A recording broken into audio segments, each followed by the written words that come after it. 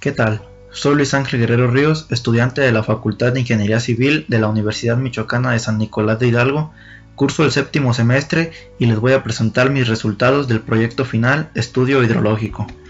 En este estudio se presentan los resultados del análisis de una cuenca con la finalidad de conocer sus características y con ello calcular los gastos máximos de diseño.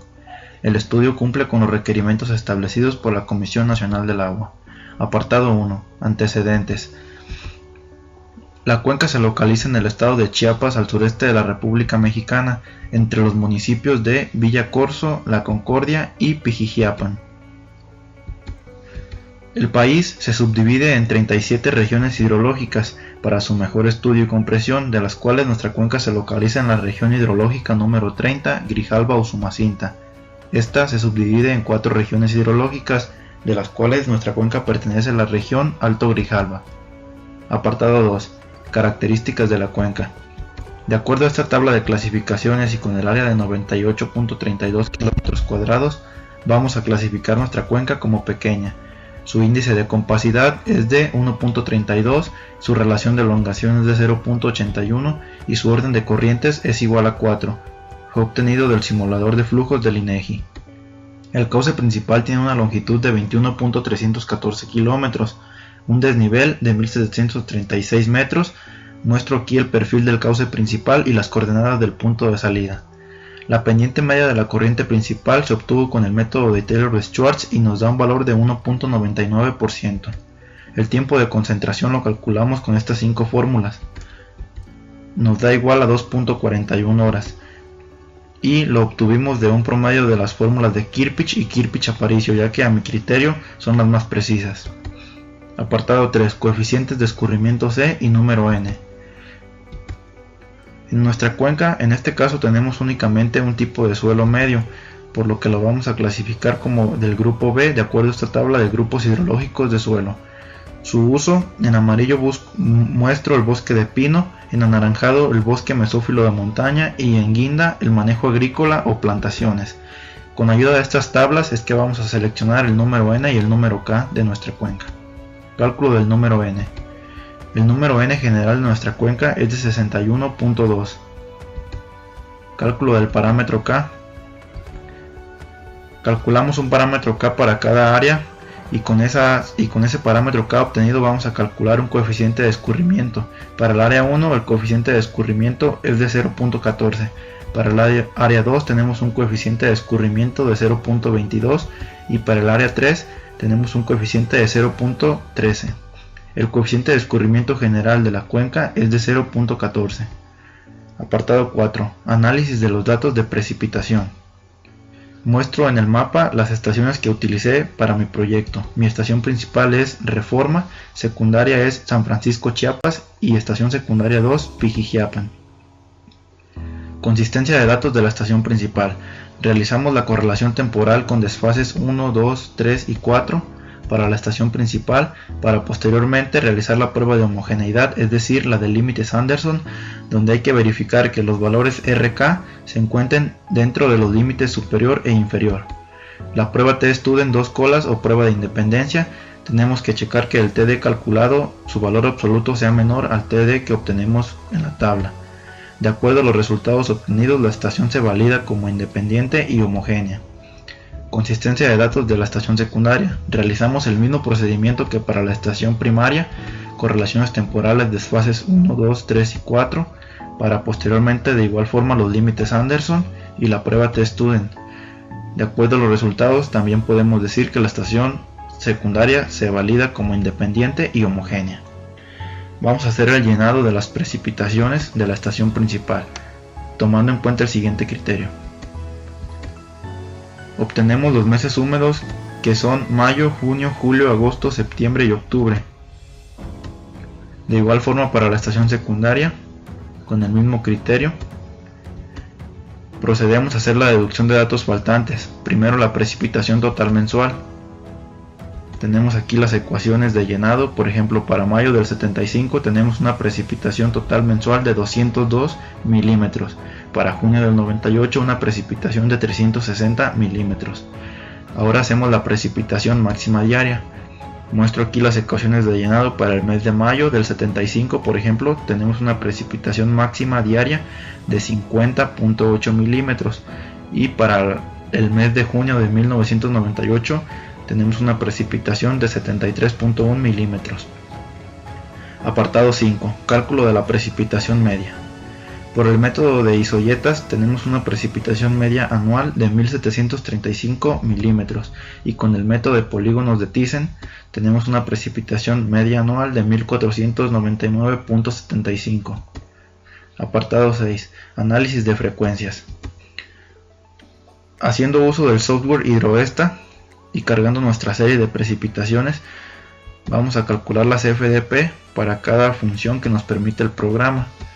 Vemos aquí la FDP gamma de 2 parámetros, gamma de 3 parámetros, distribución Gumbel y distribución log Gumbel, donde lo que hay que recalcar es el delta teórico, que posteriormente nos servirá para obtener la FDP de mejor ajuste. Funciones de distribución de probabilidad por el método de error cuadrático. Calculamos la FDP normal, la función de distribución log normal, la función de distribución Pearson y por último la función de distribución Gumbel. Procedemos a hacer la FDP que mejor ajuste, primeramente por error cuadrático, donde vamos a obtener una C, la cual se calcula como la raíz de la sumatoria de todos estos datos de precipitación. La FDP de mejor ajuste por el método de Smirnov-Kolmogorov, el delta teórico que nos da menor es para la función de distribución gamma 3 parámetros, y con el método de error cuadrático de igual manera gamma 3 parámetros, también conocida como Pearson. Apartado 7. Curvas, intensidad, duración, periodo de retorno. Una vez que conocemos nuestra FDP que mejor ajuste, vamos a calcular la precipitación para un periodo de retorno de 10 años con una duración de 24 horas, obteniendo un valor de 137.75. Calculamos con ese valor la ecuación IDT con el método de Frederick Bell, como se muestra aquí, y con el método de Grove. Esta es nuestra ecuación IDT. Apartado 8. Lluvia de diseño y lluvia en exceso. Se calculará la lluvia de diseño y lluvia en exceso para un periodo de retorno de 100 años ingresando con nuestra IDT calculada con el método de Frederick Bell y para un tiempo de concentración de 2.41 horas, proponiendo duraciones a cada 10 minutos. Obtenemos con estas duraciones las alturas de precipitación. Aquí muestro la curva masa de precipitaciones para las duraciones y los dietogramas, que es la diferencia de la precipitación 2 menos la precipitación 1 y así sucesivamente. Se realizó el mismo procedimiento para un periodo de retorno de 500 años, 1000 años, 5000 años. Una vez calculada la lluvia de diseño para determinado periodo de retorno, determinaremos la precipitación en exceso. Con un número n de nuestra cuenca de 61.20 y un tiempo de concentración de 2.41 horas, tenemos aquí las lluvias de diseño y las lluvias en exceso para distintos periodos de retorno. Apartado 9. Cálculo del gasto de diseño. Los métodos de Lowry y el método de Lowry y Krieger, la Conagua no los considera en sus análisis, ya que son métodos muy abstractos y no consideran algunos factores importantes de la cuenca. Sin embargo, los anexo en el proyecto como forma de comparación. Método racional. Tenemos aquí diferentes periodos de retorno. Por ejemplo, para un periodo de retorno de 100 años tenemos una intensidad de 58.97 y un gasto máximo de 225.64.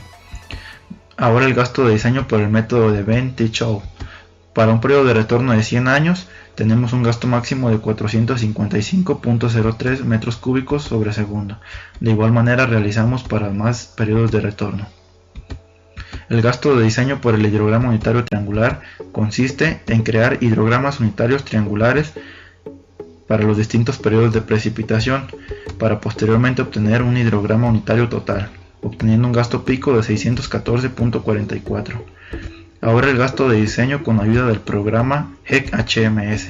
Como vemos aquí, para un periodo de retorno de 100 años tenemos un gasto máximo de 458.6 metros cúbicos sobre segundo.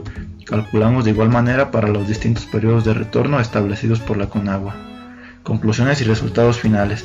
Muestro nuevamente las características de mi cuenca, los análisis de la precipitación, las lluvias de diseño y lluvias en exceso para distintos periodos de retorno, Y finalmente, y lo que es el objetivo de esta presentación, es conocer los gastos máximos de diseño para un determinado periodo de retorno. Por ejemplo, para un periodo de retorno de 100 años con el método racional tenemos un gasto de 225.64, el cual está subestimado.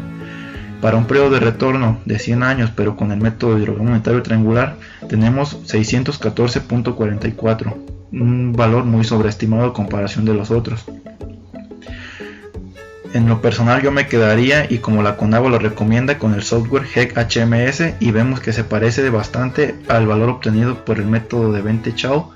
Voy a seleccionar entonces 458.60 como mi gasto máximo de diseño. Conocer estos gastos máximos para un determinado periodo de retorno es necesario para el diseño de infraestructura adecuada y evitar cualquier tipo de desastre. Dependiendo del tipo de obra, es que la Conagua asigna periodos de retorno, que si lo vemos de otra manera es un factor de seguridad. Por ejemplo, un puente se diseña con un periodo de retorno igual a 100 años, en cambio una presa se diseña con un periodo de retorno igual a 5000 años o más.